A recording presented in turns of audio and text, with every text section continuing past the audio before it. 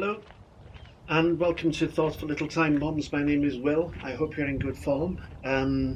Outside of here, it is a very blustery, wet November the 11th, and you may well hear it in the background now and then.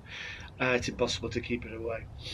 My name is Will, as I say, and this is Thoughtful Little Time Bombs. And Thoughtful Little Time Bombs, very briefly, I'm just going to talk about some stuff. It may stick. It may go into your unconscious, and when the right context, right situation develops, it may well come to the fore again. It's nothing magical, nothing wibbly wobbly. It's just that the unconscious mind has a tendency to remember useful things. It's like saving tools for a difficult situation in the future or set of conditions. Or it might make sense to you now. Which that could be useful this moment. So that's what it's all about. It's thoughtful little time bombs. It's nothing complicated. It's about sharing ideas, and as I say, the unconscious is always looking for ideas that make life a bit easier. The film you're watching is it's an interesting one actually, because it is of an estuary, and it is on both sides there are two different landed gentry estates, and on one of them somebody's shooting, which is sad, and also in the background there are birds, and add to that the fact that you've got a stormy day outside. November the 11th, that's today, and it's Remembrance Day. And as usual, following what my father used to do, he used to bring us to the cenotaph in the local town, and we'd just stop for 2 minutes and we'd think about those people who died or were savagely injured in war, and to thank them for their service. Last year I went there and I found myself there with one of the friends of my father's, a younger man than my father. My father would be 103 now.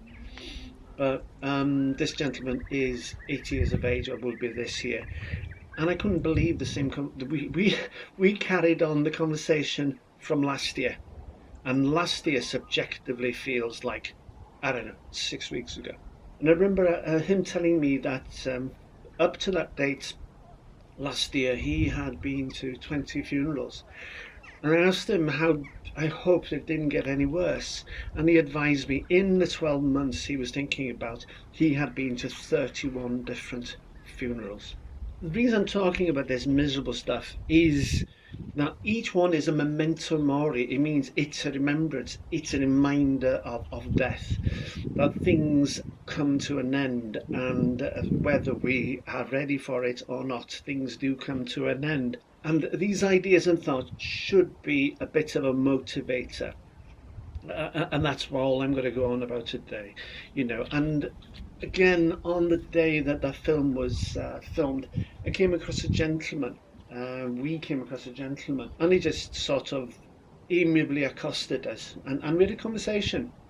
And the gentleman is very unwell, though he is evidently, we realised he was a glass half full gentleman, and he was great competition in a sense that you compete with somebody who's unwell. But the thing is, he was half full. He loved the conversations he was having, and he would talk about historical things and anything related to the area we were in.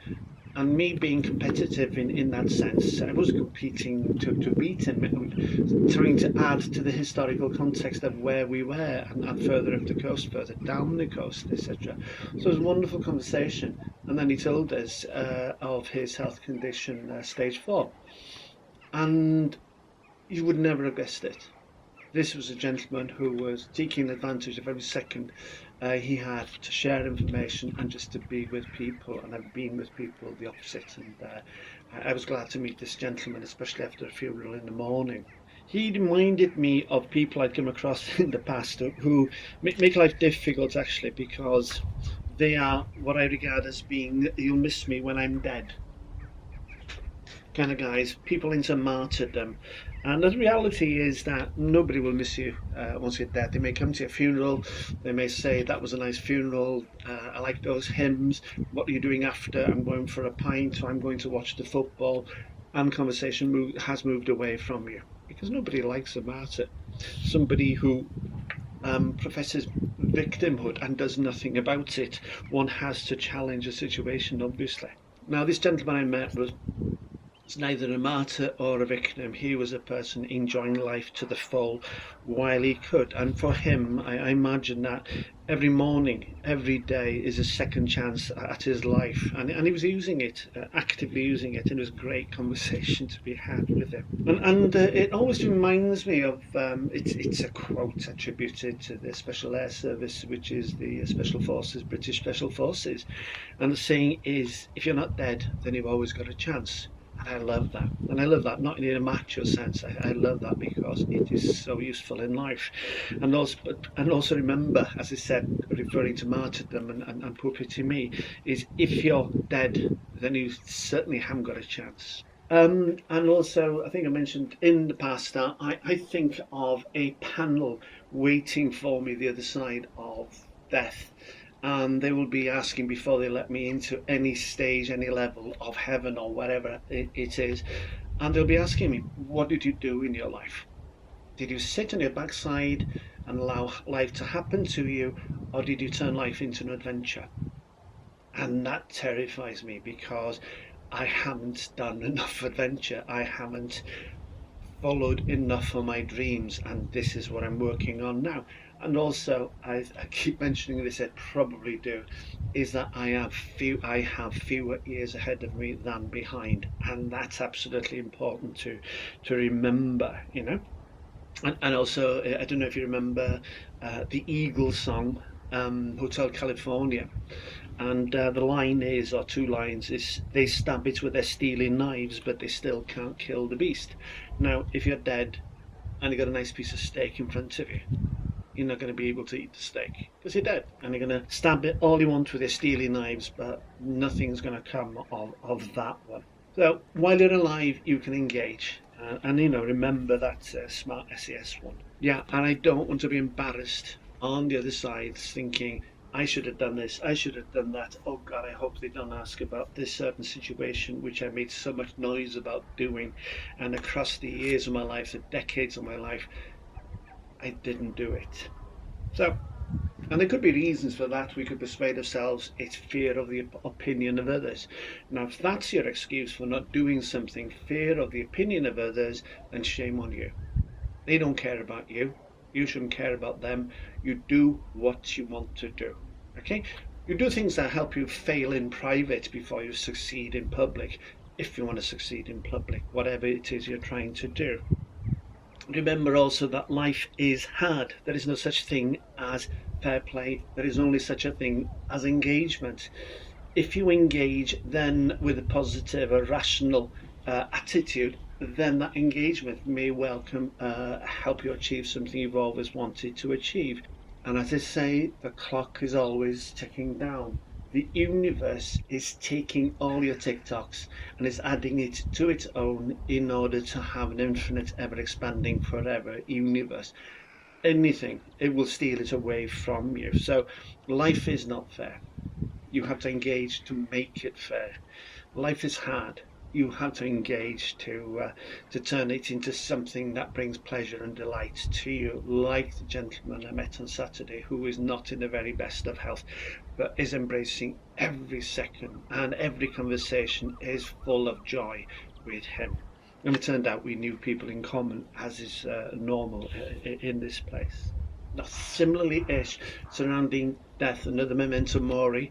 I think it was Sunday afternoon. I then met a guy I've known for many years. His wife died, and he was lost. He was devastated, and it took him a long while to get round to reconstructing a life. And he said the signal for him that his life was stopped, that he had become a victim, that he was becoming a martyr to his loss, and his wife, he said, would hate him for it, is when he was on his phone all afternoon, all day, all evening, scrolling on YouTube or some other social media. That's all he was doing. And in the end, he decided that this is not what he should be doing with his life. He was giving up. He was becoming a victim. He was martyring himself to a cause that people were aware of, but they were too busy getting on with their own lives to pay much attention to it. He got himself a job, and I see him nowadays, and it's a joyful experience because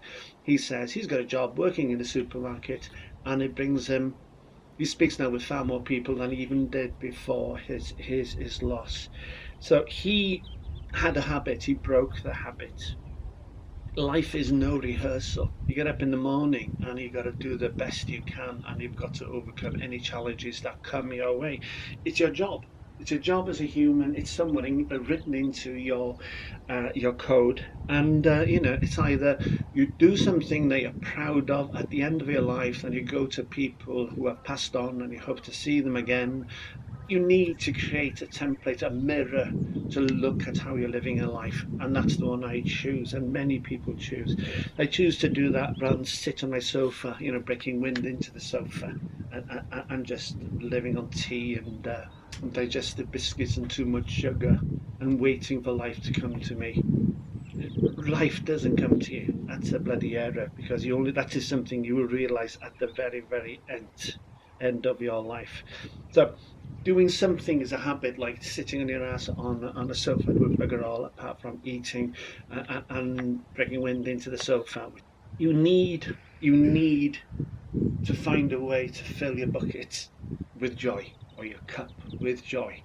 And he was doing it. We all need to do it. So doing something is a habit, like doing nothing is a habit. Use difficulty to help you move instead of succumbing to difficulty. Difficulty is when something gets in the way, and you seem to stumble over this and you can't get beyond it. I'm talking about that difficulty. It's a preoccupation, it's a state of mind. But the reality is that should be a mirror, or at least a platform, or something to fight against in order to move ahead. So your life becomes less about the difficulty, but about the solution. Focus on the difficulty and you're stuck on the sofa breaking wind. Focus on the solution of getting away from the difficulty, and then obviously you're far more socially acceptable, moving towards what you want to achieve. Life is difficult. As I said, there's no fair play. Realize that unless you do something, then your life becomes meaningless. If you're engaging in victimhood and martyrdom, you bore people basically, and people just won't come to you. I told you about the guy in the supermarket who keeps coming up to me, and I run if I see him, because within a minute, he's moved from hello, how are you, to it's them, I will get them, they messed up my life, etc. And loads of foul language, which is another reason I don't want to be seen with him, in case people think the company I'm keeping says that about me, that I'm foul-mouthed as well. I have a value filter. I know instinctively if somebody's a liar, a cheat, a saint, an absolutely wonderful person I can be with, person whose values are compatible with mine, or they're not compatible with mine. And also I have a detector for feet of clay. When somebody is presenting an image of being absolutely wonderful, I can sense that the feet of clay exist not far below. And also the bullshit detector, which is absolutely vital. And the reason that's vital is, as Bob Dylan said years ago, if you don't stand for something, you'll fall for anything. And it's also about learning critical thinking. Why did the person say that? Cui bono? Who benefit here? Inertia limits scope for anything. Okay?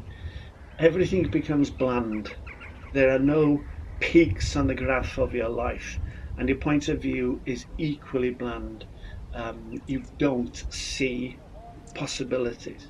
You stay in a bland state for too long, all you see is bland.